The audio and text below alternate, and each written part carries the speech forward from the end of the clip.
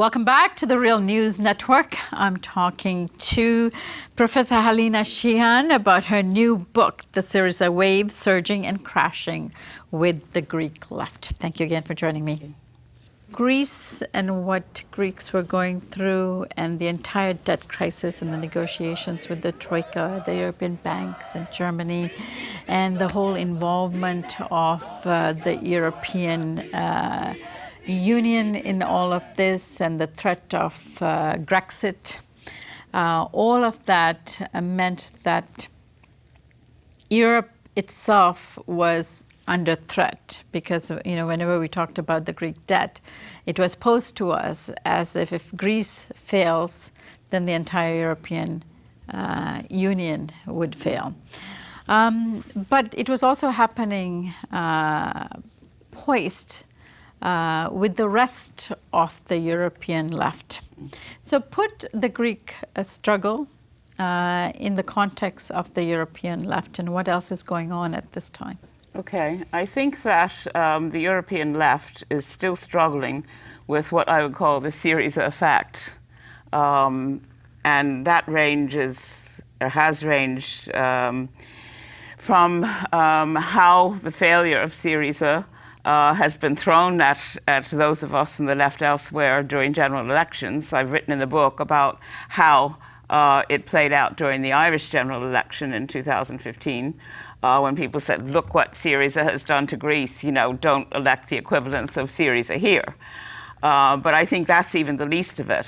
I think the bigger problem is this sense, not only among the left, but the populations to which we're appealing, is that there's no alternative. I think that that has reinforced for many people this sense that there is no alternative.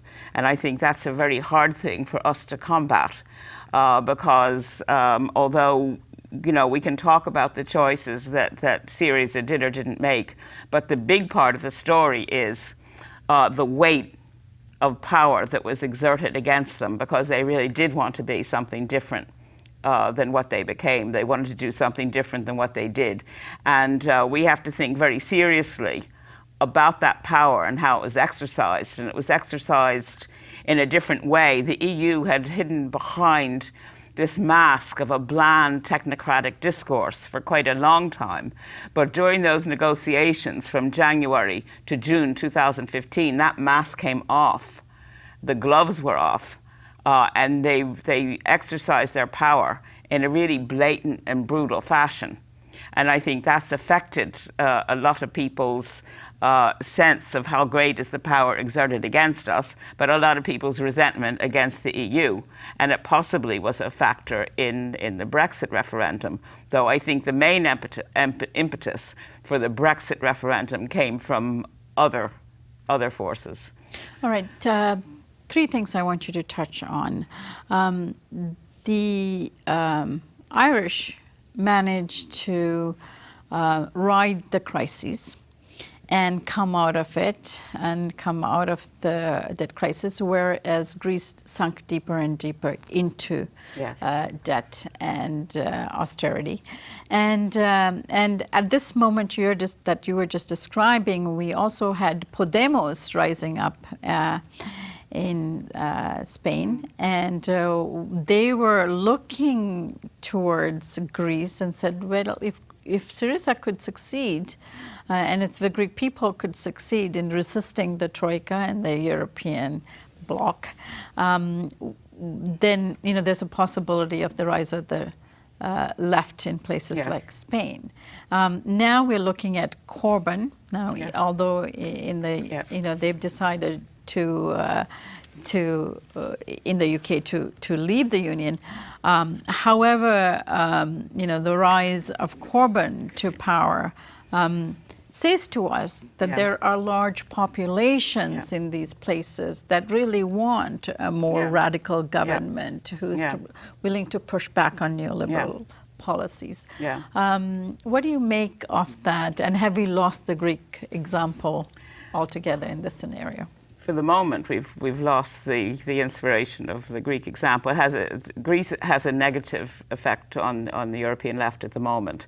I think the left in Spain and Ireland and Portugal did suffer to some extent from the Syriza effect in those general elections, not fatally. Not fatally. As for Ireland, I think that the recovery isn't as great as our centrist politicians try to make the world believe. But however, there has been a modest recovery, even to the point where the government have begun implementing restoration in public pay and pensions. The trade union movement still has to fight every inch for it. But that has begun to happen. But at the same time, there is a crisis of homelessness, there's a crisis in our health service. But the difference is that, Ireland wasn't in the same place as Greece at the start of the crisis. Ireland was actually undergoing a boom, whereas Greece was already on the edge of crisis. So that is one thing that explains the difference. I also think that the Troika played it differently with Ireland and Greece. I think Ireland was supposed to be, the good debtor. You cooperate, you don't, make trouble for the Troika and see how well it goes. Whereas Greece was the bad debtor. They made trouble and resisted, and look how much worse they are for that. That's been the Troika narrative about Ireland and Greece. But the Irish left is growing. The Irish left is on the upgrade. We've had 2 general elections in 2011, 2016, where the older parties, which could form governments up until now, have had a more and more difficult time forming governments. Neither can form a government on their own. There have been really radical, each one was a more radical overturning of Dáil Éireann. We have small parties on the left getting elected, a lot of left independence. It's been a huge shake-up, and it's not just, electoral politics. It has this ripple effect. If you're elected to the national parliament, you have to be on the mainstream media. You play a different role in the national discourse altogether. And we have large movements on the streets. We have not only protests, we have resistance, civil disobedience. When it came to the introduction of water charges, which is just one cut too far. And the Irish left is growing. But we have to assess the weight of power exerted against us. Now, what's happening in Britain it's the most meaningful general British election in my lifetime. And I think it's very interesting. It's interesting with the whole Sanders phenomenon here. These are grey old men. They're old leftists. They've been around for ages without, people paying too much attention to them. And it's not actually primarily about them. They've played a role being the forward face of something that was welling from below, something that wanted to get away from these sort of, sleek, bland, blow-dried politicians that, really stood for nothing in particular, clustering towards the center. This is, these men have been the forces of popular aspiration and a genuine turn to the left and for setting this global system on a new trajectory. And I think that, when Corbyn first stood for leader, it was just, we have to have, somebody on the left contesting this, it's your turn, probably come last, and even when this general election was called, all the mass media, not only in Britain, but in Ireland and elsewhere, were saying this is going to be a Tory landslide. How big is it going to be? How many seats are Labour going to lose? And then the next heave against Corbyn. And it's not like that. It's not like that. I understand there's a 3-point spread right now. Yes, it's absolutely amazing. And who knows? That's within the margin of error. And look at what polls have predicted and the way elections happened. It's all very volatile. So I think that is the most promising thing happening just at this moment. And your thoughts on what's happening with Podemos in Spain? They're still there. They're still trying to define themselves. I was happy that they stood in the last election with the United Left, which includes the Communist Party, and they've rolled back a little bit on this neither left nor right rhetoric, which I didn't like very much. I think that a lot of people say the words right and left don't mean anything anymore, but I think they do. I think that it stands for a way of addressing the nature of the system itself and taking a position in relation to it. And I think we have to struggle for that term, because Podemos actually is obviously on the left. And in this way, it's allied itself more with the traditional left in a way I think is quite healthy. I mean, I wish them well. And anyway, any party like Podemos that has that degree of support is a spectrum and has real arguments and you know, is part of a real struggle. One quick 60 seconds. If you could have Prime Minister Tsipras' ear, what would you say to him? He shouldn't have done it. He should have taken a different path. And moving forward?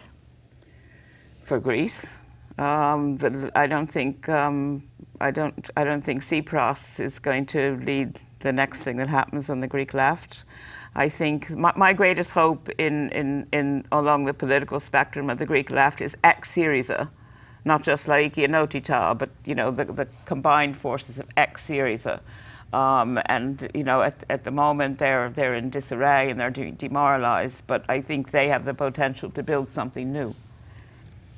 All right. I thank you so much, Professor Helena Sheehan, for joining us. And I wish you all the best with your book. It's a must-read if you're interested in the Greek left and the European left. And it's really a wonderful book for all of us. Thank you so much. Thank you. And thank you for joining us here on the Real News Network.